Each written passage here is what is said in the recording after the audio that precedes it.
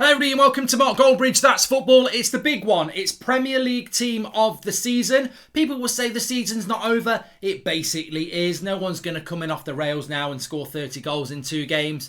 Man City are going to win the league. We know who's getting relegated and top four's basically done. And at this stage, we know who's been the big players in this Premier League season. So get your comments in below on who your best Premier League 11 is. I think there's going to be a few debate points. I've also looked at Gary Neville and Carragher's. We'll talk about that at the end.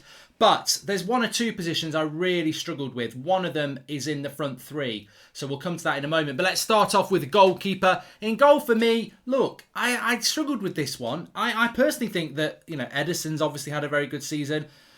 Despite the media agenda against him, David De Gea's had a very good season as well. Mendy's had a good season at Chelsea, but the one that really stood out to me was the fact that no goalkeeper really stood out massively like they have in previous seasons, apart from Martinez at Villa, who every time I've seen him has been fantastic. He's a keeper that obviously faces a lot of shots because Villa are not a top 4 side.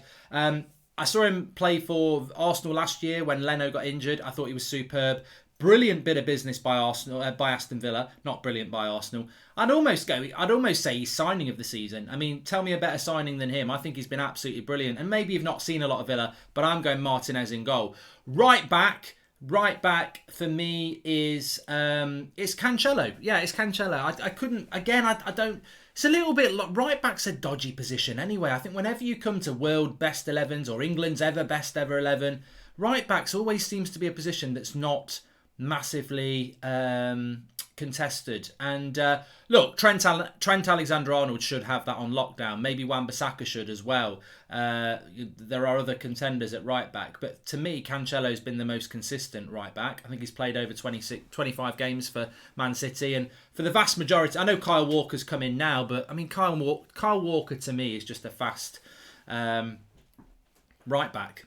I'm not even going to give him a name. He's just a fast right back. I don't particularly. I think if you took the pace away from him, he wouldn't be as good. And that's not a criticism, because if you took pace away from certain other players, their game wouldn't be as good. But Cancelo at right back for me. And then the centre back pairing, the only player I really thought, you might be worth a go, is Harry Maguire, because of how many games he's played and the fact that Manchester United are second. But as a Manchester United fan who's watched Manchester United this season every single game, I'm also fully aware that the way we've played for most of the season has been basically with 2 CDMs protecting our back 4, and we've conceded a lot of goals because of our centre backs and how we've overprotected them. And I don't think that's Harry Maguire's fault. I just think it's who he's got next to him.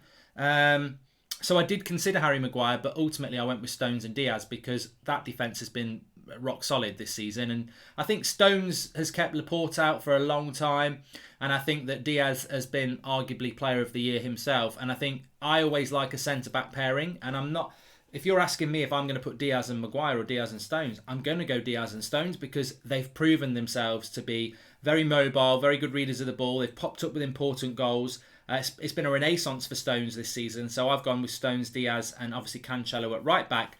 But some would say you could have gone with a complete Man City back 4 and a goalkeeper, but I'm not. I'm going Martinez in goal for Villa, and I'm going Luke Shaw at left back because, again, talk about you talk about what the season John Stones has had and how he's proved those doubters wrong. Luke Shaw is a player that I've always liked Luke Shaw, and I've always felt that he's had the potential to go and do what he's doing now, which is be one of the best left backs in the world. Because if he's one of the best left backs in the Premier League, he's therefore one of the best left backs in Europe, and if you're one of the best left backs in Europe, you're one of the best left backs in the world. And look, people don't like that statement, but I'm telling you now, consistency doesn't do him justice. He's been absolutely fantastic for most of the season. His energy levels to get back and forward. He's added goals. He's added assists. And I just think he's been almost flawless this season, and he sat down so many Manchester United fans who doubted him. So I'm sure there'll be non-United fans going, "What are you talking about?" But trust me, he's absolutely fantastic this season. Absolutely fantastic, Mark or Luke. Absolutely fantastic. So Luke Shaw definitely in at left back. And again, a little bit like right back with Cancelo, this is probably a lot to do with Liverpool's, falling apart this season, because if you're thinking about fullbacks, you're always going to be thinking about Andy Robertson or Trent Alexander-Arnold. They don't figure this season. So moving into the midfield 3 after the back 4 and the keeper, I thought about Rodri, because I think if you were going for more balance, you would put him there. But I even thought about Kante, who across the whole season hasn't been fantastic, but he has been world class recently. But I mean, Man United can't offer anybody. Neither can Arsenal. I mean, Højbjerg's not been terrible for Spurs, but Spurs have been a bit terrible. So look, it's Gundogan for me. It's Gundogan, and that probably hints about what I'm going to bring into the rest of the midfield. But Gundogan, again, a little bit like Diaz, is another player that realistically is a Premier League Player of the Year contender. He probably won't get the votes he deserves, but I think from around December time, certainly through February, which is a good 2-3 months, he was arguably the best player in the league. He was scoring goals. He's not the most advanced midfielder. He's box to box really, with Rodri sitting, and I think he's been a superb player. And at a time where Man City sort of went from being this team that were always going to be title contenders, but it was quite tight, they just moved away in that January-February period, and Gundogan was a massive part of that. So definitely deserves his place. I'd put De Bruyne next to him on the right-hand side in a midfield three. Look, Kevin De Bruyne, yeah, he's had a few injuries, but Man City have run away with this league comfortably. They're in a Champions League final. And Kevin De Bruyne is one of the best players in the world, and he's had a good season. So I'm not going to not put Kevin De Bruyne into that midfield three. So Kevin De Bruyne is quite a simple, boring choice, but he's going to go in. And then to complete the midfield three, it's Bruno Fernandes in a more advanced position, of course. And I think it would be a very strong midfield three, but I'm also I'm not really looking at chemistry and balance, although I think this team has got balance. I'm looking at the best 11 for the season in the Premier League, and Bruno Fernandes is easily in there.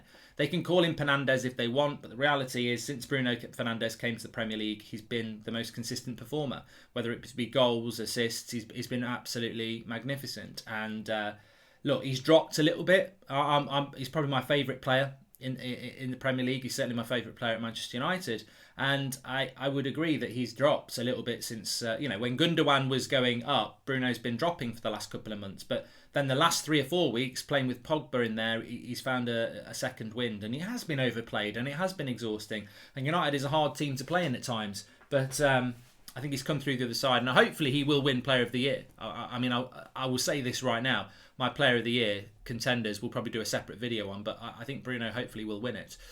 So that's the midfield three. And now I move on to the really hard positions here. The front three. The one position that I really struggled with the most was this one. Call it the sort of left-sided of the three attackers. Well, look, straight away, I've got to put this lad in there for one reason. And one reason only is that I thought he was a bit overhyped. I thought his national coach and his club coach, almost like it was like, oh, he's just a favourite. He must collect all the bibs and bring an apple in every morning. But I've watched him a lot this season, not purposely. I've just seen this team play quite a lot this season, and every time I've seen him play, he's been good, but he's been way better than I actually thought he was. Like, technically, what a brilliant player. Can score a goal, can run past a player, can play a really good pass, creative. Mason Mount. I think he's been absolutely brilliant this season, and I can't praise him enough. I have to put him in my Premier League team of the season. I think he's so good and probably still underrated. I mean, look, to be honest with you, Foden's not in. I think Foden is a better technical player than Mason Mount, but Mason Mount's played week in, week out. I guarantee he's played more games than Foden. He's played week in, week out in a team that really was struggling and was still their best player. And now is fantastic under Tuchel and is still their best player. So I think for a young lad, he's had a really tough season, and he's consistently shone in a team that's not always been fashionable. And that's not Foden's fault. I mean, Foden plays in a team that if you take Foden out, they still win the league. Like, Foden's not been the reason they've won the league, because that team is full of many reasons why it's won the league. And Foden is a top player, but I think Mason Mount's season has been very impressive because of the turmoil and the stick he's taken at times. I think he's been super consistent, and I can't sing praises enough. So Mason Mount definitely gets in my front three. And then I come to the other side of the striker, and I'm stuck here. I'm stuck between Mo Salah, Marcus Rashford, and Son. Now, I don't know what to go with, because I'd ordinarily put my bias aside and say I'd go with Salah. But I look at Salah this season, and he has scored a lot of goals. But at what point do you say we're just putting Salah in because it's Salah and he scored a lot of goals? Has Salah had a good season? No. I've seen Salah playing for Liverpool in games they never should have lost, whether it be Champions League or Premier League, and he's not performed like he normally does. I think to put Salah into a Premier League team of the season is an injustice, because that's not Salah. And I know he's scored goals, and Mo Salah is a world-class player. Doesn't surprise me that he's scored goals, and if you've put him in there, I'm not going to argue with you. But personally, I just don't think Salah's had a good season to his high levels, and therefore, maybe we're dropping him down a level to compete with the others. But I'm not putting Salah in just because he's scored goals, because I don't think he's delivered a season that he's capable of. Which leaves Son and Rashford. Rashford is a key player for Manchester United. He's played a lot of games with injury. He's won United games individually, and I think he's better this season than he was at the start. He's better. Rashford, there was a bit of question mark about him towards the end of last season because of his injury that he was coming back from, and I think at times this season there's been question marks. But I think he's so close. If he can just get past these injury problems, he's so close to being consistently the player that we all know he can be, and he's had a very, very good season. So I'm very tempted to put Rashford in. Especially being a United fan. However, I'm going to go with Son. And the reason I'm going to go with Son is because the goals and assists Son has got this season, I think puts him ahead of it will put him ahead of Rashford. It may not put him ahead of Salah, but I think it does. But the difference is Rashford's done it in a team that's finished second. Salah just isn't at the level he should be. And Son has achieved this in a crap Spurs side, to be honest. Absolutely crap. Like, there's been times where Spurs have looked at, really, really good, and Son has been a big part of that with Harry Kane. But they've been managed by Mourinho. They've bottled the season. They've been a mess at times, and yet Son has still managed to have the season like that.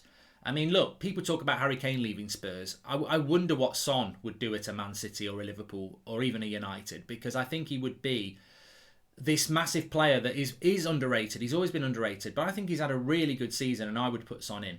And obviously the striker, I can't make any. I mean, look, I think Cavani with a full season would have pushed him harder, but I don't think there's any other striker that's on the level of Harry Kane. I think Calvert-Lewin's been good. I think Calvert-Lewin has been good, but Harry Kane again in a Spurs side that I think has been poor and has been a letdown and could have been so good. At times I was like, I really do think that this Spurs side should have challenged for the title. I know that sounds stupid, but at times they've been back in title races. They've been across the season. They've been back in title races. Only a couple of weeks ago they were in a race for the top four again.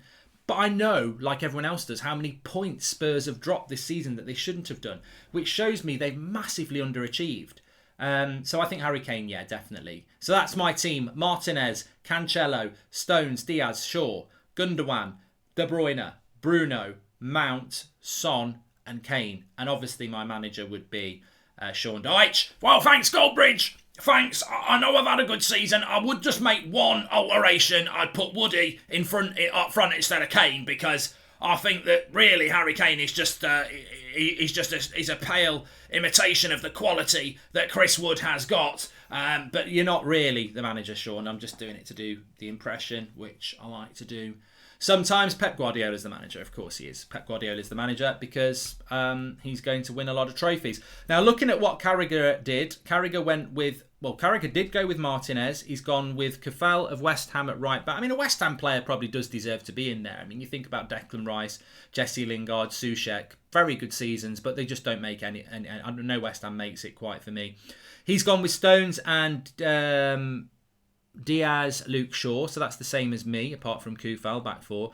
Gundogan, Kante and Fernandes, so he's gone with Kante. And then he's gone Foden, Kane and Son. So he's put Foden, so 3 players different to me. Look, Foden's been fantastic, but I don't think it's a team of the season. And I think Foden, you're going with a talent there. If we're going with the best talent, you'd have a very different 11. Gary Neville's gone with Mendy in goal. I mean, Mendy's been brilliant for Chelsea. He has, but I don't think I think Martinez for me. He's gone Kyle Walker at right back, which is interesting. He's gone Harry Maguire in there as well, which is interesting. Ruben Diaz, Luke Shaw, I agree with that. De Bruyne, Gundogan and Bruno, so we've got the same there. And then Foden, Kane and Rashford. So another one going with Foden, and he's popped Rashford in there as well. It's gone 4 United players, so Gary's obviously been a bit biased there. But no, I don't have any problems with that. Get your comments in below. Make sure you get your Premier League Team 11 in there and give us your thoughts. Interested to see what people think. I've put mine in.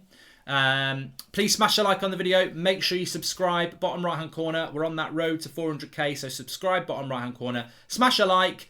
Thanks everyone for watching. I enjoyed that one. I hope you did as well. I'll speak to you soon.